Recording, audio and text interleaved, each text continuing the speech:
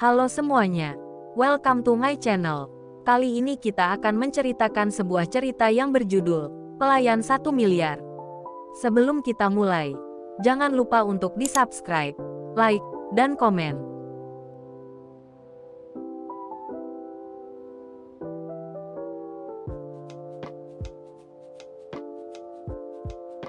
Episode 8, Berisik. Ini orang. Polos apa bego sih? Gumam wanita itu. Saya minta, kamu jangan mau menikah dengan Juragan Kartono. Dia itu suka banget menyiksa istri. Bella terdiam, menatap kosong ke arah jendela. Dalam pikirannya terbayangkan bagaimana dia akan disiksa nanti jika sudah menikah. Kamu, jangan coba-coba meracuni gadis ini untuk menentangku. Sebentar lagi dia akan menjadi istriku yang paling muda dan tentunya paling segar. Secara tiba-tiba, Juragan Kartono datang membawa paperback yang berisi beberapa pakaian untuk Bella. Tapi Juragan, istrimu sudah 4. Buat apa menambah lagi? Membuat semuanya menjadi repot. Apakah pelayanan kami tidak memuaskan bagimu? Rayu sang istri sembari mendekat dan mengusap tangan suaminya. Terserah saya dong, mau 4 atau 5 hak saya. Kamu cukup turuti kemauanku saja dan menjadi istri yang baik. Dan uang akan selalu mengalir padamu, ucap Juragan sambil mencolek dagu sang istri. Sudahlah, kamu keluar. Saya mau berbicara dengan gadis ini. Wanita itu tak berkata-kata lagi, hanya pergi keluar kamar tersebut, membawa hati yang dongkol dan mata yang jengah. Setelah sang istri pergi, Juragan Kartono mengunci pintu dan berjalan mendekati Bella yang berdiri di dekat jendela kaca. Jangan mendekat Juragan. Saya belum mandi. Bukan. Saya takut. Bella terus menjauh bagai kucing-kucingan. Saya cuma mau bilang, itu pakaianmu untuk ganti. Dan pakaian pengantinnya juga. Gav menangkap tangan Bella, dipegang kuat dan sorot matanya begitu tajam menatap intens tubuh Bella. Membuat gadis itu semakin ketakutan dan tak berhenti membayangkan kalau dia akan disiksa oleh Juragan Kartono jika ada maunya. Tapi apa yang dimaksudnya dengan maunya, belum Bella pahami. Wajah yang berjenggot putih itu semakin mendekat, membuat nyali Bella semakin ciut. Ingin rasanya dia berubah menjadi benda kecil yang tak dapat disentuh. Belum menikah saja, Juragan Kartono sudah menakutkan. Apalagi setelah menikah. Pikirnya, Juragan Kartono menyeringai penuh rasa penasaran dengan tubuh gadis ini yang mungil namun berisi. Dia ingin sekarang juga menikmatinya. Namun bukan Juragan Kartono jika dia harus tidur dengan wanitanya tanpa menikah lebih dulu. Aduh, aku harus mencari jalan untuk kabur. Sebelum pria tua ini melahapku. Seperti kucing lapar memangsa ikan. Gumamnya dalam hati. Hahaha, kamu jangan coba-coba ingin kabur dari sini, manis. Kecuali, kamu mengembalikan uang saya yang ada di 1 koper itu. Dan uang yang kamu hasilkan kemarin pasti sudah habis untuk membayar hutang orang tuamu. Bella bengong dan memutar otaknya, mengingat semalam uang di 1 koper itu ada dalam pelukan sang ibunda. Dan teganya, itu adalah hasil menjual anaknya sendiri, yaitu dirinya. Tak bisa ditahankan. Manik mata Bella melepaskan buliran air bening. Saya mohon, lepaskan saya, Juragan. Saya berjanji akan mengembalikan uang itu dengan cara mencicil, pinta Bella dengan nada tulus. Hahaha, Juragan Kartono tertawa lepas, merasa lucu. Ia berpikir bahwa bahkan membayar 1 miliar pun takkan cukup untuk menyelamatkan rumah dan usaha orang tua Bella. Sampai kapanpun, kamu tidak akan bisa mengembalikan uang itu, Nona. Dengan cara apa kamu akan membayarnya? Dengan menjual diri. Kamu juga tak akan mampu. Saya akan mencari pekerjaan atau berjualan. Juragan, percayalah, saya akan mencari cara untuk membayar utang ini. Bella terus memohon. Tidak bisa. Sampai kapanpun tidak akan bisa kamu bayar, Nona. Selamanya kamu tidak akan mampu melunasinya.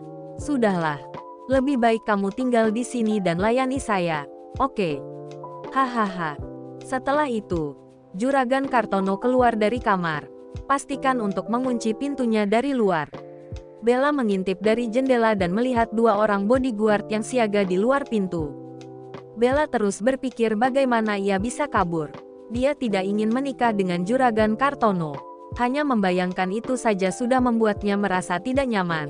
Apalagi jika benar-benar terjadi.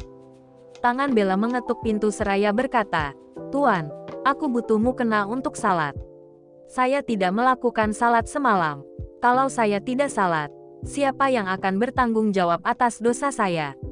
Kalau Anda beragama Islam, pasti Anda mengerti maksud saya." Dua bodyguard itu saling pandang, dan salah satunya pergi entah kemana. "Semoga orang itu membawa mukena untukku," gumam Bella. Ia mendekati paper bag yang berisi pakaian, membukanya, dan menemukan baju ganti, handuk, serta baju pengantin di dalamnya. Tidak lama kemudian, pintu digoyangkan, dan salah satu bodyguard membawa mukena. Sebelum Bella sempat berkata apa-apa atau mencoba kabur, pintu sudah dikunci kembali. Baru saja berniat kabur. Pintu sudah dikunci lagi, keluh Bella. Bella mengambil peralatan mandi dan handuk, lalu pergi ke kamar mandi untuk membersihkan diri. Ia mencoba untuk mengisi bathtub, tetapi takut ada yang mengintipnya, sehingga urung masuk. Akhirnya, Bella memutuskan untuk kembali ke pintu dan menguncinya. Sekitar 15 menit kemudian, setelah membersihkan diri, Bella segera mengenakan pakaiannya dengan cepat, takut juragan Kartono tiba-tiba masuk. Bella sudah rapi, rambutnya diikat kuda tinggi. Ia terlihat segar dan cantik.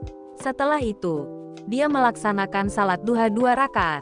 Setelah selesai, matanya terus menyusuri setiap sudut ruangan tersebut. Melihat jendela, Bella mendekatinya, berharap bisa membukanya. Namun hasilnya nihil. Perut Bella mulai keroncongan, perutnya terasa kosong, dan ia merasa sangat lapar. Dengan cepat, ia memeriksa makanan yang ada di meja dan segera menyantapnya dengan lahap. Enak sekali masakannya, gumam Bella sambil menjilati jari-jarinya. Namun, di tengah makanannya, Bella tiba-tiba terdiam. Sesuatu terlintas dalam pikirannya. Kira-kira ada racunnya gak ya? Tapi gak mungkin kalau iya juga, paling mati di sini, pikir Bella sambil melanjutkan makannya sampai tak tersisa. Setelah itu, dia minum segelas air mineral sampai puas. Bella bersendawa, menandakan bahwa dia sudah kenyang. Kenyang juga perutku ini, ucapnya sambil mengusap perut yang sudah terisi. Tapi aku suntuk juga di sini, bosan. Aku tuh hari-harinya tak pernah diam.